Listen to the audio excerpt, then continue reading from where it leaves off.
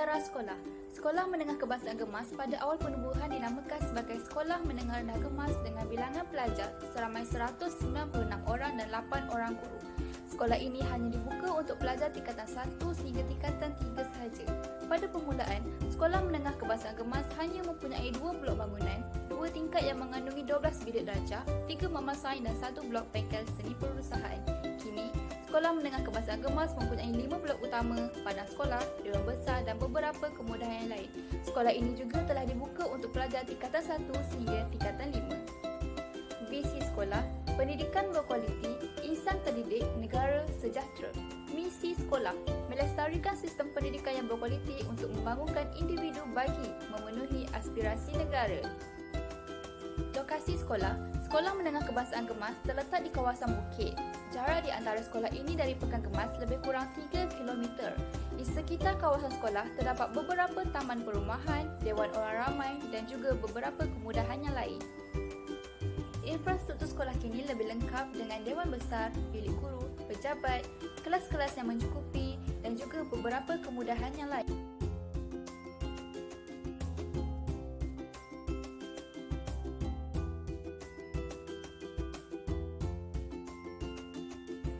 Bagi proses pembelajaran dan pemudacaraan, kita akan membincangkan tentang kekuatan dan kelemahan, alat bantu mengajar dan bahan bantu mengajar, amalan pedagogi, penyediaan rancangan pengajaran harian dan juga pelaksanaan KEBAT.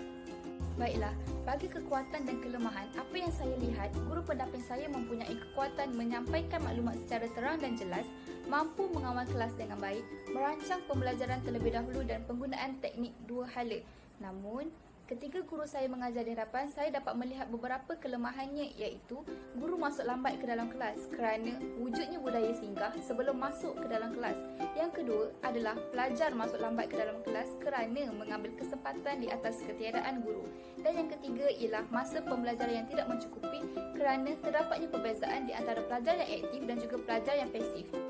Bagi alat bantu mengajar, apa yang saya dapat lihat, guru saya menggunakan papan putih, pembesar suara, kertas majung dan juga kertas lukisan yang deliminate. Pembesar suara digunakan ketika mengajar Komstas, manakala kertas lukisan yang deliminate digunakan ketika aktiviti kumpulan dilakukan. Manakala, bagi bahan bantu mengajar pula, guru pendamping saya menggunakan penggunaan peta IT, teks cerpen, buku teks dan juga buku rujukan. Amalan pedagogi. Amalan pedagogi yang digunakan oleh guru pendamping saya ialah pembelajaran dua hala, flip classroom, pembelajaran secara kolaboratif, pembelajaran berasaskan projek dan juga kaedah talian jaya. Bagi pembelajaran dua hala ialah guru ingin mendapatkan respon di antara pelajar dan pelajar dan juga respon di antara pelajar dan guru. Bagi flip classroom, guru akan menyediakan beberapa bahan dan diberikan kepada pelajar. Kemudian pelajar akan belajar terlebih dahulu bahan tersebut dan akan dibincangkan di dalam kelas pada keesokan harinya. Bagi pembelajaran secara kolaboratif ialah pembelajaran di antara kumpulan. Kolaboratif ini di antara murid yang telah ditetapkan oleh guru bersama kumpulan mereka sendiri. Pembelajaran berasaskan projek, murid menghasilkan beberapa projek mengikut tema yang diberikan oleh guru. Dan kaedah talian jaya adalah kaedah penulisan untuk membantu murid-murid skor di dalam penulisan. Penyediaan rancangan pengajaran harian ialah guru menyediakan rancangan pengajaran harian secara atas talian.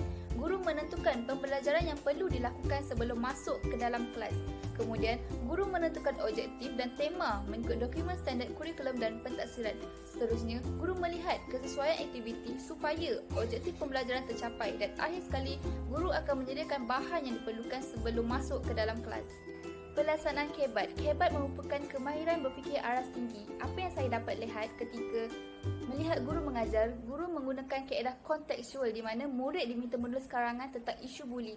Kontekstual merupakan perkaitan di antara tema pada hari ini yang diajar yang dikaitkan dengan kehidupan harian murid.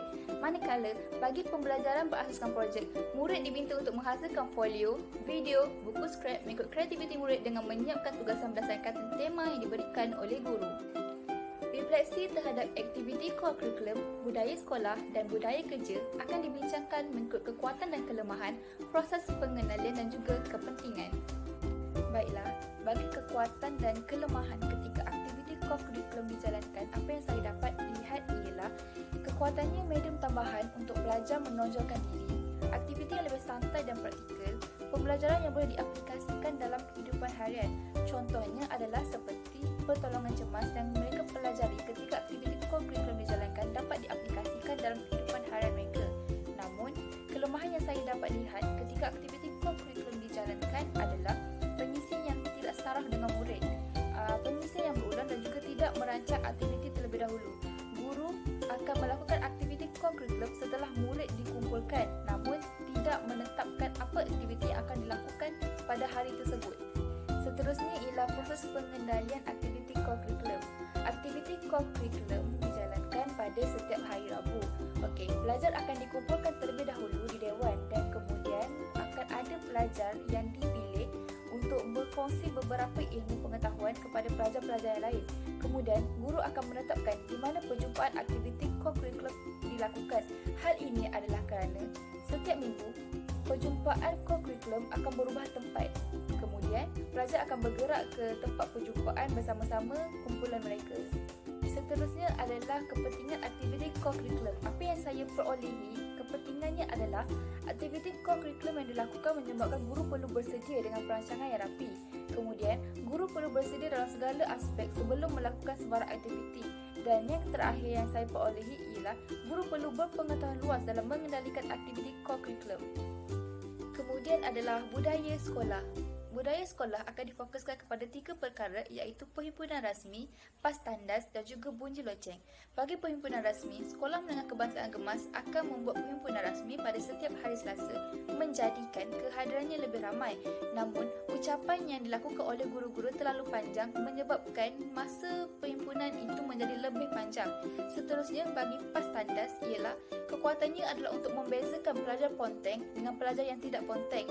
Namun, PAS tandas tersebut akan ditinggalkan di dalam kelas menyebabkan pelajar bebas menggunakannya. Yang seterusnya ialah bunyi loceng.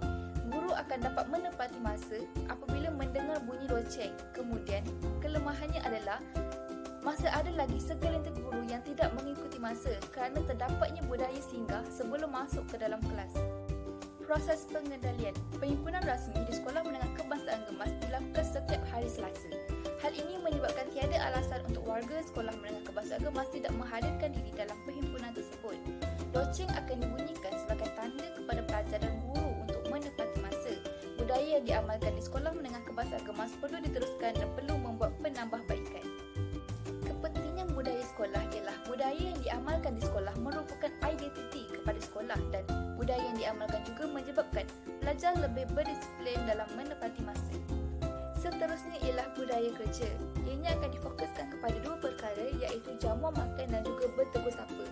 Bagi jamuan makan, kekuatannya ialah guru dapat meluangkan masa bersama rakan selain sibuk dengan proses pengajaran dan pembelajaran. Namun, kelemahannya ialah makanan tidak habis kerana semua guru mempunyai jadual yang berbeza. Kemudian adalah bertegur sapa. Kekuatannya dapat mengeratkan hubungan sesama rakan sekerja. Namun, wujudnya senioriti kerana mereka menegur kepada kumpulan mereka sahaja. Kepentingan budaya kerja yang dapat dilihat ialah dapat mengeratkan hubungan sesama rakan dan kemudian permasalahan yang berlaku di dalam kelas dapat dibincangkan bersama bagi menemui jalan penyelesaian. Secara kesimpulannya, apabila saya berada di sekolah selama 10 hari, saya mendapati bahawa menjadi seorang guru bukanlah hanya mendidik semata, tetapi ianya lebih kepada menjadikan seseorang insan itu lebih berguna pada masa hadapan. Kemudian, guru perlu lebih kreatif ketika mengajar agar dapat menarik minat murid di dalam kelas. Penambahbaikan yang boleh dilakukan ketika proses pengajaran dan pembelajaran adalah penggunaan teknologi yang dapat menarik minat murid ketika belajar. Sekian, terima kasih.